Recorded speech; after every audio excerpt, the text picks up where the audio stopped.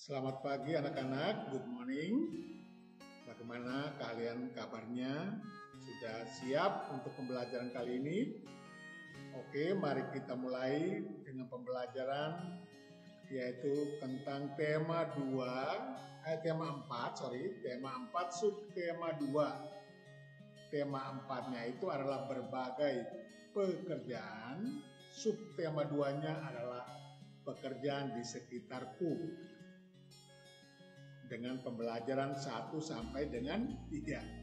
Oke, kita akan masuki pertama bahasa Indonesia, yaitu tentang menilai sebuah cerita. Menilai sebuah cerita berarti memberikan penilaian atau memberi pendapat terhadap sebuah cerita yang telah dibaca.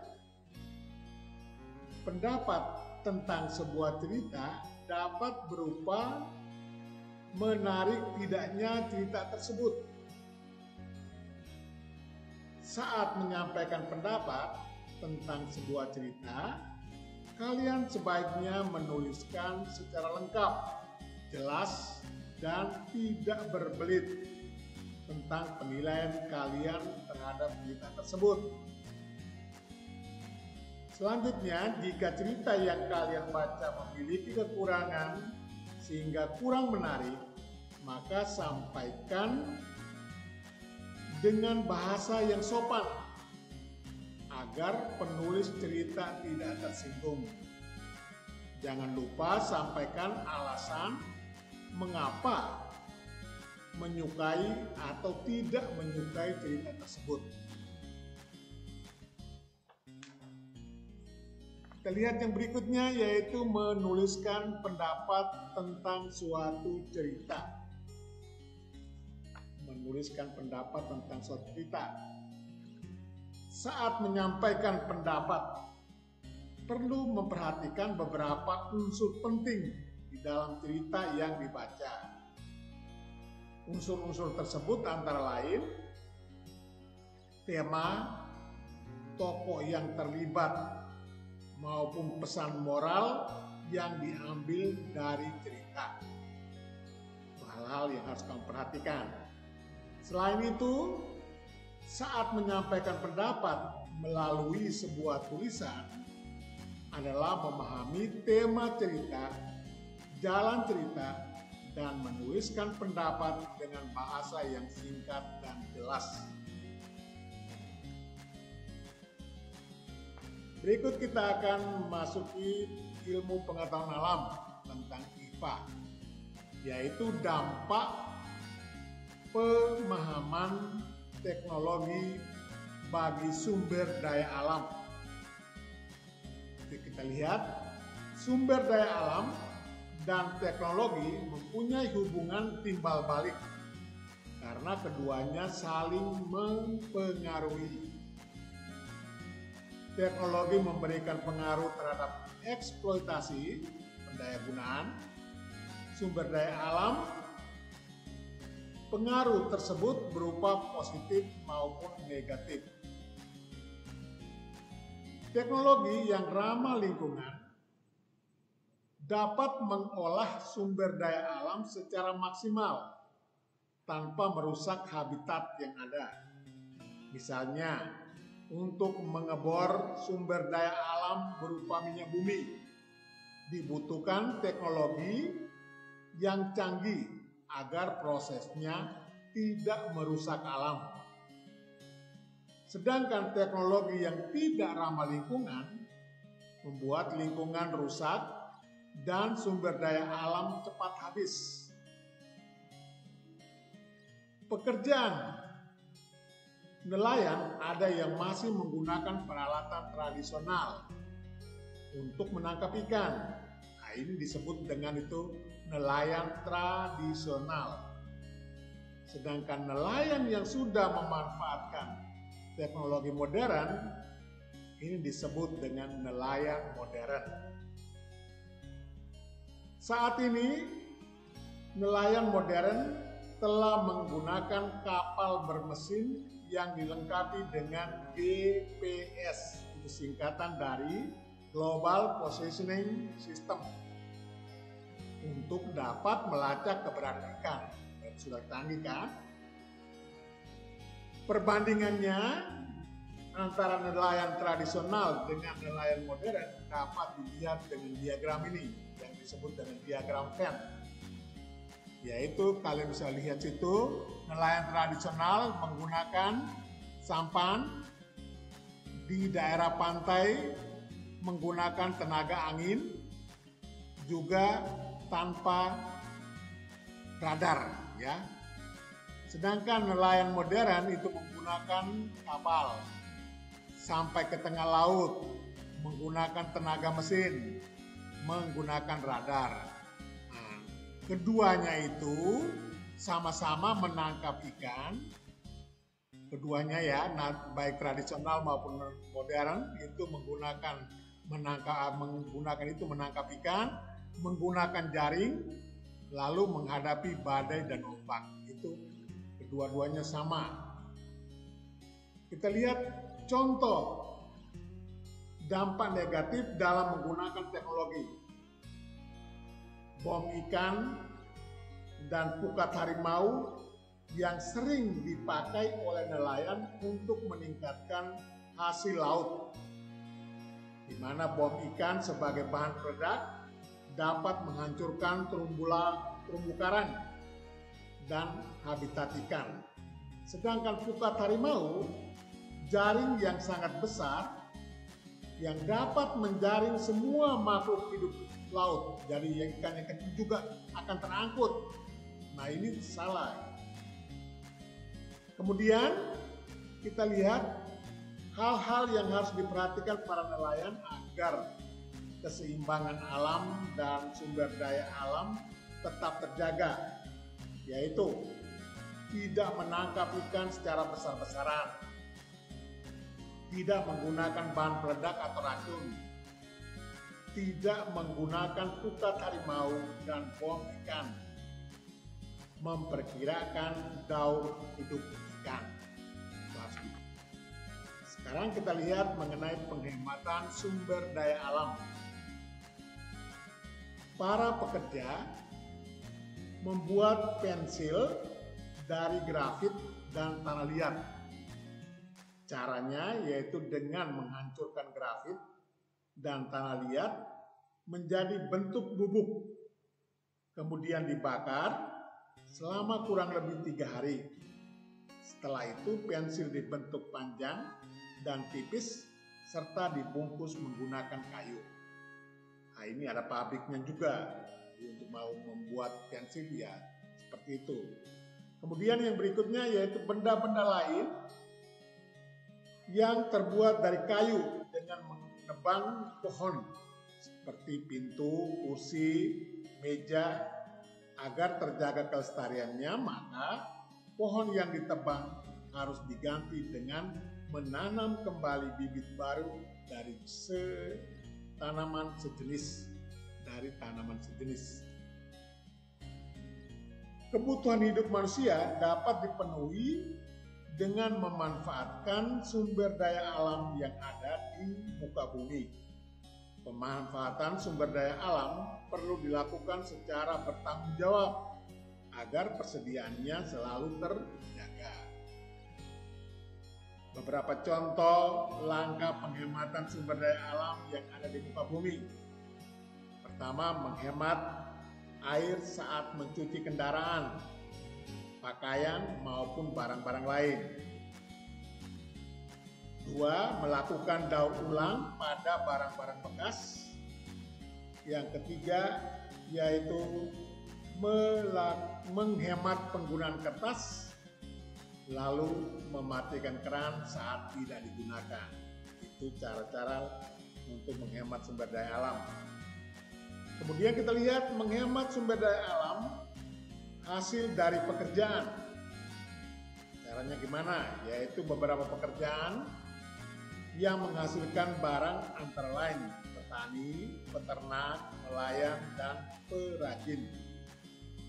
Ada juga pekerjaan yang menghasilkan jasa seperti dokter, polisi, guru, tukang cukur. termasuk penjahit juga. Berikutnya yaitu tabel yang berisi jenis barang yang dihasilkan dari beberapa pekerjaan dan jenis sumber daya alam yang digunakan. Itu kamu bisa lihat tabel situ, seperti pekerjaan tukang kayu, barang yang dihasilkan adalah meja, kursi, dan lemari. Bahan asal benda tersebut adalah dari kayu, jenis sumber daya alamnya yang digunakan adalah tumbuhan. Nah, yang nomor 2, 3, 4, 5 dapat kalian lihat di situ. Kemudian berikutnya, kita harus bijak dalam menggunakan semua sumber daya alam agar tetap tersedia saat kita membutuhkannya. Kewajiban pekerja antara lain, yang pertama menjaga kelestarian lingkungan hidup. Yang kedua, patuh kepada hukum dan aturan yang berlaku. Yang ketiga, menjaga keselamatan diri, fasilitas, perusahaan, dan orang lain. Jenis pekerjaan dalam suatu kegiatan ekonomi. Kegiatan ekonomi dibagi menjadi 3, yaitu produksi, menghasilkan barang oleh produsen. Kemudian kamu bisa lihat situ, distribusi, menyalurkan barang oleh distributor. Kemudian konsumsi, menggunakan barang oleh konsumen. Ya, itu harus dibedakan. Setiap kegiatan ekonomi melibatkan beberapa pekerjaan seperti tabel berikut.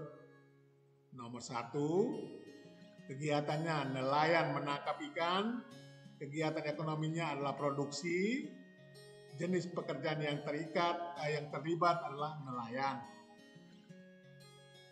Berikutnya pengepul, membeli ikan, distribusi, kegiatan ekonominya, kemudian jenis pekerjaannya itu pengepul ikan, distributor ikan. Kemudian berikutnya sopir, menyalurkan ikan, distribusinya kegiatan ekonomi, lalu distributor ikan dan sopir. Kemudian pedagang menjual ikan, kegiatan ekonominya distribusi, jenis pekerjaannya adalah pedagang dan pembeli ikan, konsumen. Kemudian kegiatannya adalah ibu menggoreng ikan, kegiatan ekonominya konsumsi, lalu jenis pekerjanya adalah konsumen mengolah ikan. Anak memakan ikan itu adalah kegiatannya, kegiatan ekonominya adalah konsumsi, lalu jenis pekerjanya adalah konsumen atau pengolah ikan. Oke anak-anak, sekarang kita masukin PPKN, yaitu tentang makna sila kedua Pancasila. Sila kedua Pancasila berbunyi kemanusiaan yang adil dan beradab. Dilambangkan dengan gambar rantai. Mata rantai yang saling terkait melambangkan bahwa manusia saling membutuhkan dan perlu bersatu agar menjadi kuat seperti rantai.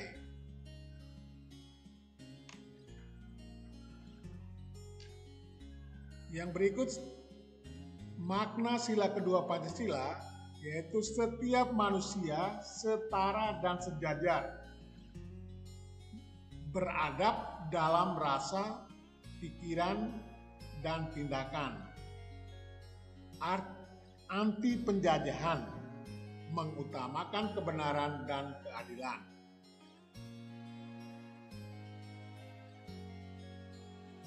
Sikap yang sesuai dengan sila kedua Pancasila antara lain mendahulukan kepentingan umum daripada kepentingan pribadi, menghormati orang lain dalam melaksanakan haknya, bekerja sama dengan baik saat mengerjakan tugas kelompok, menolong sesama yang membutuhkan bantuan, menghormati hak dan kewajiban setiap orang, membela kebenaran dan keadilan, menjenguk orang yang sedang sakit, menolong korban bencana alam, menolong teman yang jatuh, memberikan tumpangan pada teman, gotong royong membantu membangun rumah tetangga.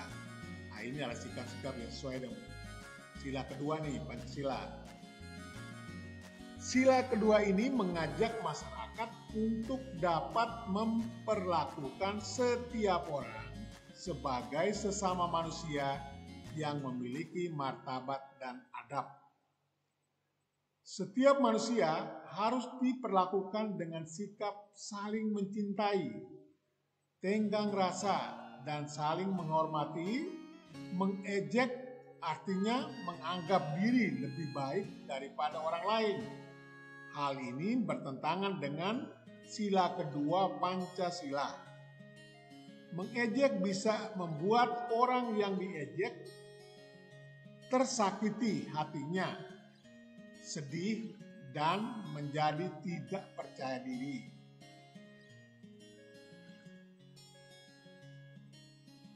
Berikut kita masuki tentang SBDP, menggambar sikap yang sesuai dengan sila kedua Pancasila. Menggambar dengan kreasi bebas, gambar 3 dimensi, akan membuat kalian memiliki kebebasan untuk berkreasi sesuai dengan kreativitas dan daya cipta yang dimiliki masing-masing orang. Cara menggambar sikap yang sesuai dengan sila kedua Pancasila yaitu menentukan tema, mulai membayangkan kegiatan yang akan dilakukan oleh objek yang akan kalian buat.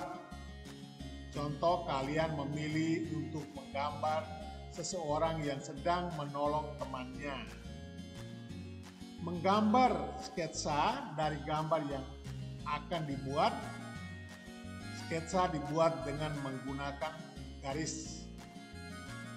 Kemudian menyempurnakan dengan menambahkan detail pada objek. Kemudian mewarnai sketsa yang telah kalian buat menggunakan pensil warna atau krayon.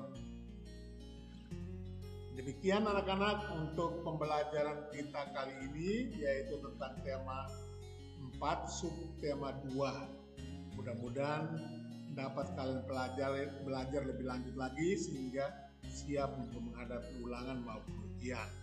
Oke, terima kasih atas kesediaan anak-anak semua untuk menyimak tentang tema 4 dan tema 4 subtema 2.